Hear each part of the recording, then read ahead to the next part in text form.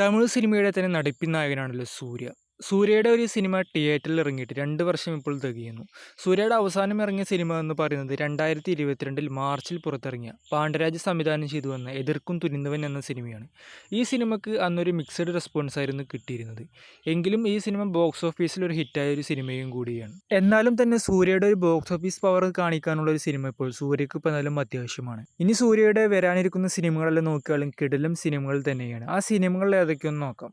ആദ്യ ചിത്രം സിരിത്തെ ശിവ സംവിധാനം ചെയ്യുന്ന കങ്കുവ എന്ന സിനിമയാണ്. നിലവിൽ സൂര്യയുടെ ഇനി വരാനിരിക്കുന്ന സിനിമകളിൽ അടുത്തതായി റിലീസാകാൻ പോകുന്ന ഒരു സിനിമയും കൂടിയാണ് കങ്കുവ. സിനിമയുടെ റിലീസെല്ലാം ഇപ്പോൾ ഒക്ടോബറാണ് ഒഫീഷ്യലായി തന്നെ പ്രഖ്യാപിച്ചിട്ടുള്ളത്. ഈ സിനിമ സൂര്യയുടെ കരിയറിൽ തന്നെ വമ്പൻ ബഡ്ജറ്റിൽ വരുന്ന ഒരു സിനിമയും കൂടിയാണ്. ഇതിൻ്റെ ബഡ്ജറ്റ് എന്ന് പറയുന്നത് 300-350 കോടിക്ക് മുകളിലാണ്. ഈ സിനിമ ഒരു സെക്കൻഡ് പാർട്ടും ഉള്ളൊരു സിനിമയും കൂടിയാണ്. സിനിമയിൽ സൂര്യ ഡബിൾ റോളിലായിരിക്കും എത്തുക. സിനിമയ്ക്ക് മ്യൂസിക് എല്ലാം ചെയ്യുന്നത് ദേവിശ്രീ പ്രസാദും കൂടിയാണ്. എന്തായാലും സൂര്യയുടെ വലിയൊരു കംബാക്ക് പ്രതീക്ഷിക്കുന്ന ഒരു സിനിമയും കൂടിയാണ് കങ്കുവ.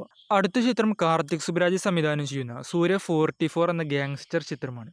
ഈ സിനിമയുടെ ഭാഗത്തു നിന്ന് ഒരു ഗ്ലിംസ് വീഡിയോ എല്ലാം ഇപ്പോൾ പുറത്തു വന്നിരുന്നു. എന്തായാലും വെറൈറ്റി ലുക്കിലാണ് ഈ സിനിമയിൽ സൂര്യ എല്ലാം എത്തുന്നത്. സിനിമയുടെ ഷൂട്ട് ഇപ്പോൾ ആൻഡമാനിൽ ഫസ്റ്റ് ഷെഡ്യൂൾ എല്ലാം ഇപ്പോൾ കംപ്ലീറ്റ് ആയിട്ടുണ്ട്. സിനിമയുടെ റിലീസ് എല്ലാം ഒരു പക്ഷേ അടുത്ത വർഷമായിരിക്കും ഉണ്ടാവുക.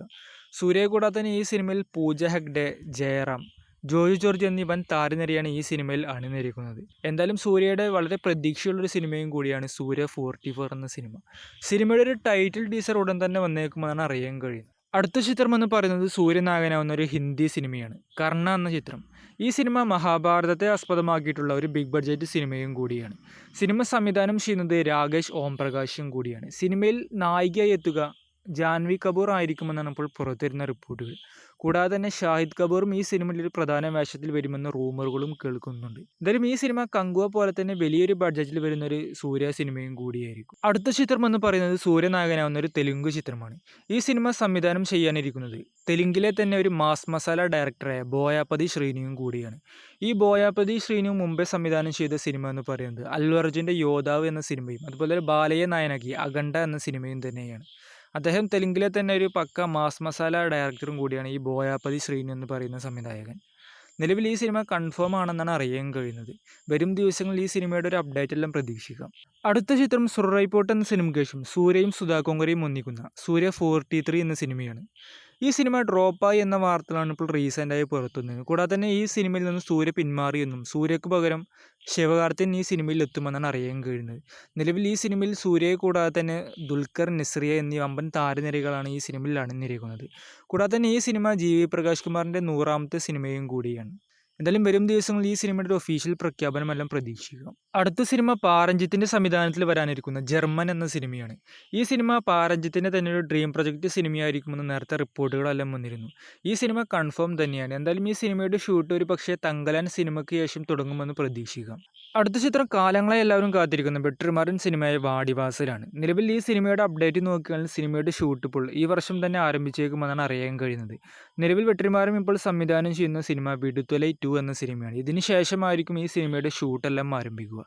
സൂര്യയെ കൂടാതെ തന്നെ ഈ സിനിമയിൽ അമീർ അതുപോലെ തന്നെ ആൻഡ്രിയ എന്നിവരൊക്കെയാണ് പ്രധാന വേഷത്തിലെത്തുന്നത്. എന്തായാലും വരും ദിവസങ്ങളിൽ ഈ സിനിമയുടെ ഒരു അപ്ഡേറ്റ് എല്ലാം പ്രതീക്ഷിക്കാം. അടുത്ത സിനിമ സൂര്യ നായനാക്കി അയലാൻഡ് സിനിമയുടെ സംവിധായകനായ രവികുമാർ സംവിധാനം ചെയ്യുന്ന ഒരു സിനിമയാണ്. ഈ സിനിമ ഒരു സയൻസ് ഫിക്ഷൻ സിനിമയായിരിക്കുമെന്ന് ഡയറക്ടർ രവികുമാർ തന്നെ ഇപ്പോൾ കൺഫേം ചെയ്തിട്ടുണ്ട്. അടുത്ത ചിത്രം ലോകേഷിൻ്റെ ഡ്രീം പ്രൊജക്റ്റായ ഇരുമ്പുകൈ മായാവി എന്ന സിനിമയാണ്. ഈ സിനിമ ഒരു സയൻസ് ഫിക്ഷൻ സിനിമയും കൂടിയായിരിക്കുമെന്ന് ലോകേഷ് തന്നെ മുമ്പേ പറഞ്ഞിട്ടുണ്ട്. ബഡ്ജറ്റ് ഇഷ്യൂ കാരണം ഈ സിനിമ വഴുകുന്നു എന്നാണ് ഇപ്പോൾ ലോകേഷ് തന്നെ പറഞ്ഞിട്ടുള്ളത്. എന്തായാലും വരും കാലങ്ങളിൽ ഈ സിനിമയുടെ ഒരു അപ്ഡേറ്റ് എല്ലാം പ്രതീക്ഷിക്കാം. അടുത്ത ചിത്രം സൂര്യ നായനാക്കി മഫ്തി സിനിമയുടെ സംവിധായകനായ നർത്തൻ സംവിധാനം ചെയ്യുന്ന സിനിമയാണ്. ഈ ഒരു അപ്ഡേറ്റ് ഇപ്പോൾ ലേറ്റസ്റ്റായി പുറത്തു വന്ന ഒന്നായിരുന്നു. ഈ സിനിമയുടെ ഡിസ്കഷൻ വർക്കുകളെല്ലാം ഇപ്പോൾ നടക്കുന്നു എന്നാണ് അറിയാൻ കഴിയുന്നത്. ഒരു പക്ഷേ ഈ സിനിമ ഹോംബാലെ ഫിലിംസ് ആയിരിക്കും നിർമ്മിക്കുക.